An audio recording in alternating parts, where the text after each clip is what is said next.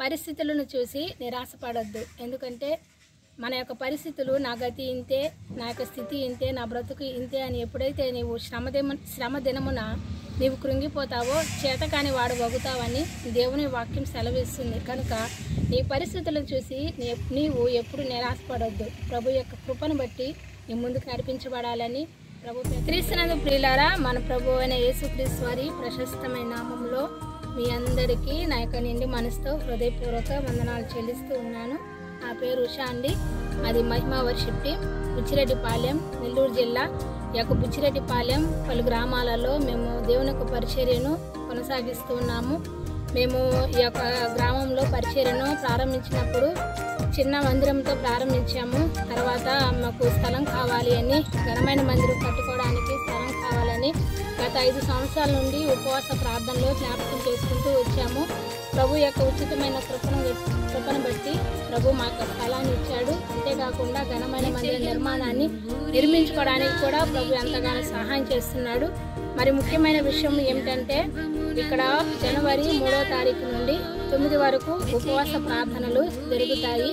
కనుక మీ యొక్క ప్రార్థన అవసరతలు ఏమైనా ఉంటే మీరు కామెంట్ సెక్షన్లో తెలియపరచగలరని నేను కోరుతూ ఉన్నాను. మరొకసారి మీ అందరికీ నూతన సంవత్సర శుభాకాంక్షలు తెలియపరుస్తూ ప్రభు పరిచర్యలో మీ యొక్క ఆత్మీయ సహోదరి మరియు మీ యొక్క ఆత్మీయ స్నేహితురాలు మీ ఉషా. Praise the lord.